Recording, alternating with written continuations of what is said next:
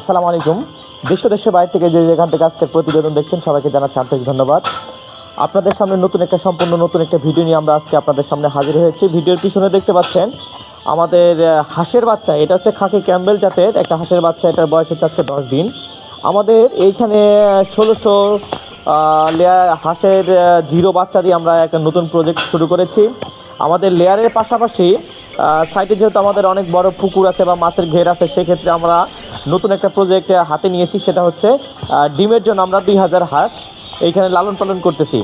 এই হাঁসের জাত হচ্ছে একটা খাকি ক্যাম্বেল জাতের একটা হাঁস, যেটা ডিমের জন্য প্রস্তুত করা হয়।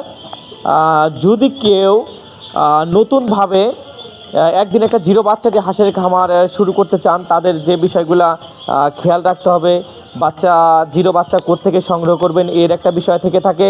তারপর হচ্ছে আপনি বাচ্চাটা কীভাবে ব্রোডিংয়ে ছাড়বেন বা ব্রোডিংয়ে আপনার কী কী ধরনের মেডিসিন এইখানে প্রয়োগ করতে হবে, কখন কোন ধরনের ভ্যাকসিন দিতে হবে, এই বিষয়গুলো আপনাকে সঠিকভাবে জেনে শুনে বুঝে তারপরে কিন্তু হচ্ছে আপনাকে এই হাঁসের সেক্টরে আসতে হবে। আমরা একাধিক ভিডিওতে আমাদের লেয়ার নিয়ে কথা বলেছি।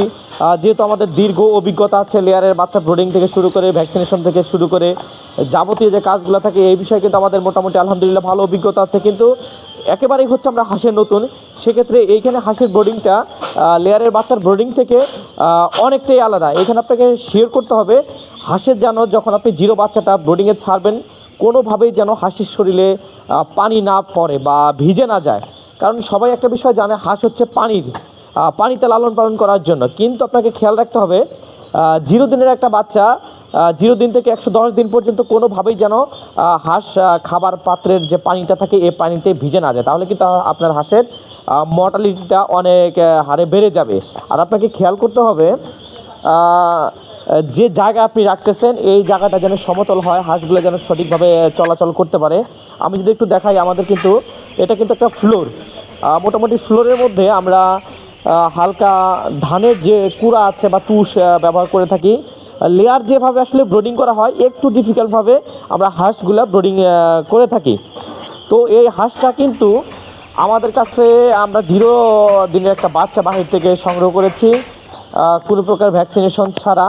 শুধু আমাদের এইখানে আমরা ডাক কলারে যে ভ্যাকসিন 2টা থাকে এই ভ্যাকসিন 2টা করে সম্পূর্ণ ব্যাচটা আমরা ডিমের জন্য রেখে দিব। পাশাপাশি যদি কেউ বড় সাইজের বা ভ্যাকসিনেশন ক্লিয়ার করা, ব্রোডিং ক্লিয়ার করা এরকম সাইজের যদি কেউ জিরো বা বড় সাইজের বাচ্চা বা হাঁসের যে পুলেট বলে এটা সংগ্রহ করতে চান, তো অবশ্যই আমাদের সাথে যোগাযোগ করবেন। আমাদের এইখানে আপনি একদম বাছাইকৃতভাবে হাঁসের যে খাকি ক্যাম্বেল জাতের যে ডিমের জন্য যে হাঁসটা প্রযোজ্য বা প্রয়োজন, ওই হাঁসটাই কিন্তু আমরা এখান থেকে আপনাদের কাছে ইনশাল্লাহ পৌঁছে দেওয়ার চেষ্টা করব। আর তার পাশাপাশি আমাদের এখানে হিউজ পরিমাণ লেয়ারের রেডি পুলেট থাকে, এটা সবাই মোটামুটি জানে। তো সেক্ষেত্রে আপনি আমাদের টোটাল প্রজেক্টে ভিজিট করে হাঁস বলেন, মুরগি বলেন, মাছ বলেন, যে কোনো সাইটটা যদি আপনার পছন্দ হয়, আপনি ওই সাইটটা আপনার বিবেচনায় রেখে আপনি সুন্দরভাবে একটা ব্যবসা শুরু করতে পারবেন হাঁস, মুরগি বা মাছের প্রজেক্টে। তো আমাদের ফার্মের লোকেশন রংপুর, নীলফামারী, ডিমলা উপজেলা। সরাসরি আমাদের ফার্ম ভিজিট করে যে কোনো বিষয়ে সিদ্ধান্ত ইনশাল্লাহ নিতে পারবেন। আর সঠিক পরামর্শ অবশ্যই আপনি আমাদের কাছ থেকে পেয়ে যাবেন। তো ইনশাল্লাহ এই প্রত্যাশায় ভিডিও এখানে শেষ করছি। সবাই ভালো থাকবেন, সুস্থ থাকবেন। আল্লাহ হাফেজ।